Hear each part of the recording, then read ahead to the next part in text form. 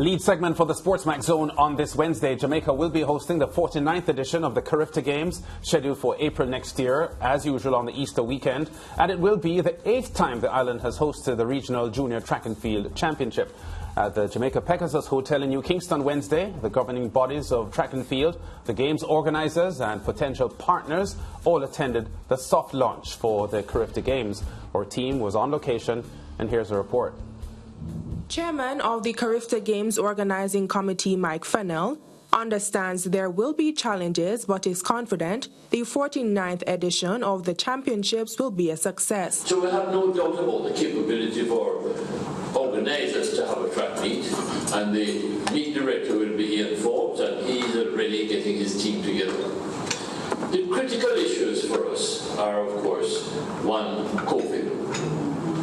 Two, finance, maybe not in that order, maybe sharing it jointly.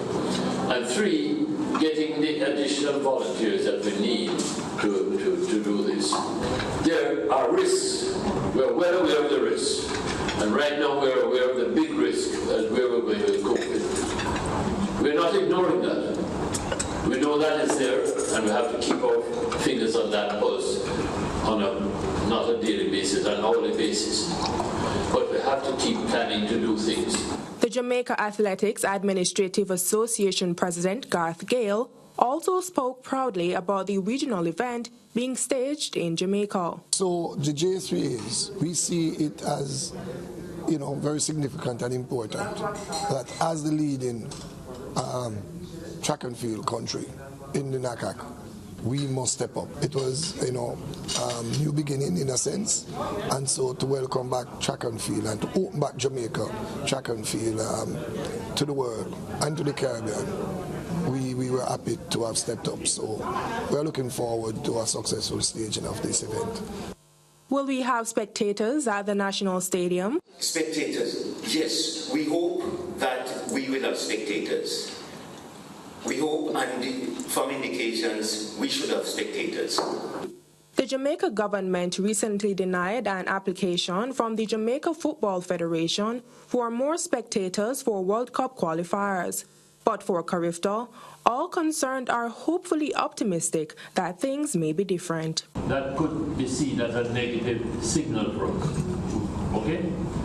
We're now toward the end of December, as we all know, the situation is changing daily, monthly, etc. We have to watch that very carefully. I think we will have to do a very convincing presentation, but we won't know yet. Let us watch it, and we're going to go ahead with our plan, despite what all the hurdles may be. All sports need to have spectators. We need them badly, and spectators want to see events. They want to come out and see events. So there must be a very good reason, and we need to know what those reasons are. Every country is closing down, and when you have events such as the CARIFTA Games with 27 countries taking part and the youngsters, it sends a signal all around the place, not just to track and field fans. It sends a signal that Jamaica is open and things are happening here. It's a tremendous opportunity for sending a bright signal to them. Yes, so the three-day championship is set to start Saturday, the 16th of April, and concludes on Monday, the 18th. The longevity of Mike Fennell, Leighton. He was president of the Jamaica Olympic Association for about 40 years. He also served as chairman of the Commonwealth Games Federation, which is a very, very high office globally. And he still appears to be going strong. You were at the press conference this morning. If I knew you were going to be there, I'd have told you to tell Mike hi for me. No, I wasn't there. Oh, you weren't there? No, I wasn't there. But Mike is like Methuselah. He doesn't age. I mean that in the most complimentary way possible. Yes. And he's always, his sense of humor gets better every year as well. So it's nice to see that he's still actively involved in the sports that he used to govern as president of the JOA. And of course, this is also right now with the CARIFTA Games a significant event coming up in a time when the pandemic takes a whole sway in so many different sports. Yeah, well, the CARIFTA Games cancelled in 2020 and 2021 because of the COVID-19 pandemic, and great to see this marvelous regional event being resuscitated for the 2022 season, because it created a huge hole as far as competition was concerned for teenage track and field stars in the region. Absolutely, and one of the key things is the development of the youngsters, because they missed out 2 years. Competition is a key part of any development of any athlete, young athlete, and not having the CARIFTA Games for 2 whole years would have set back a number of those athletes, because opportunities would have passed them by for scholarships and other things like that. So it's the best country, actually, and I'm not just saying this because we're here in Jamaica, but I think Jamaica is probably the best country equipped to host the Commonwealth, not the Commonwealth Games, the CARIFTA Games, sorry, because we've done it before. We did it last year, this year with Champs, and we've done it with a number of meets that we've had here.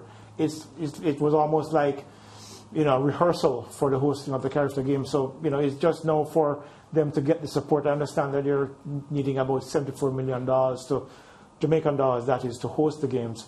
I'm hoping that the corporate Jamaica comes on board to be able to help them make that a reality, because the region needs the CARIFTA Games because of the type of athletes that we produce. Jamaica produces a bulk of the athletes, but the Bahamas, the Trinidad and Tobago, Barbados, so many young athletes come through the CARIFTA Games into the collegiate circuit and eventually onto the professional stage. So it's very important that those games are held this year.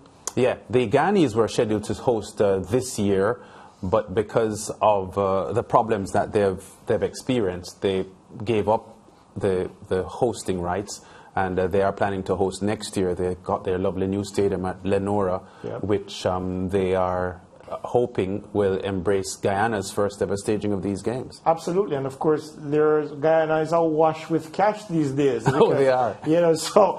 What an opportunity for them. It's unfortunate that they were unable to host it this year, but given what we've seen over the last couple of years, and of course, Jamaica will set that example for them to follow. I think now with their resources this is now at their disposal, I think next year will probably be a better year for Guyana to host the games as well. Yeah, that will be in West Demerara, as we said, the new stadium there in Lenora. And the vaccine mandate for athletes, coaches and staff and so on, based on the projection for April, because that is still, let's say 4 months away from now, and this COVID-19 pandemic, the issue has been so fluid that no one knows what the numbers are going to be like 4 months from now. But the hope / expectation is that things will not get any worse. And as we just heard in the report, the likelihood of fans being able to attend, because that certainly is a key part, Leighton, of the attraction of the CARIFTA Games. Absolutely. The big concern as it relates to the vaccination is the emergence of the Omicron variant of the virus. What impact that will have over the next 3 to 4 months, I think, will determine who ends up, whether that permission is granted, I should say, to get fans into the stadium to watch the meets. I'm hoping, and we will be hoping generally across the Caribbean, that enough people will be vaccinated at that time, both locally and among the athletes coming in, that would make the environment safe, like they're doing in England right now with the Premier League football, where vaccination cards are become mandatory now to prove that you've had at least 2 shots. And of course, maybe not the stadium, not necessarily at full capacity, because then it will give an opportunity. 32,000 capacity, I think, at the stadium, or something between 28 and 32,000. Then they'll be able to have space people appropriately, so that they'll be able to have a safe time while participating and competing at the games. Yeah, and another opportunity for some other Caribbean country to top the medal table, because it's been decades now that the Jamaicans have been unseated as the medal table toppers at the CARIFTA Games. There have been some years when, the Bahamas and Trinidad and Tobago had a huge chunk, but the Jamaicans have been dominant, and maybe in this COVID-19 period, the Jamaicans may not be as strong as they normally are, but then maybe the others aren't as strong either. Yeah, maybe. I mean, 43 of the 48 editions so far, Jamaica has dominated the games. I mean, there was a big argument a few years ago about whether or not Jamaica should continue to participate in the CARIFTA Games because of how dominant they were, or they are, or have been. The fact is that Jamaica is the bar, the standard, and it helps the athletes from the other Caribbean athletes come in to know what it's like to compete at the highest level. And it actually helps the development of the sport across the island. But is it likely to change? I don't think so. One, because of our population. Two, because of the sheer talent that we're able to produce through our systems here in Jamaica, where at the grassroots level, there's been a strong participation in track and field. And it's one of the reasons why Jamaica continues to almost permanently produce these world-class athletes. The rest of the Caribbean, sport is not as a major issue for them as it is in the Caribbean. The culture for track and field in Jamaica is a lot stronger than it is for the rest of the region, and that's also a factor as well. Yeah, the last time a team other than the Jamaicans topped the medal table was back in 1984 when the Bahamas did that. I think Pauline Davis was one of the star performers for the Bahamians then. We go to break. Still a lot more to come on the SportsMax Zone.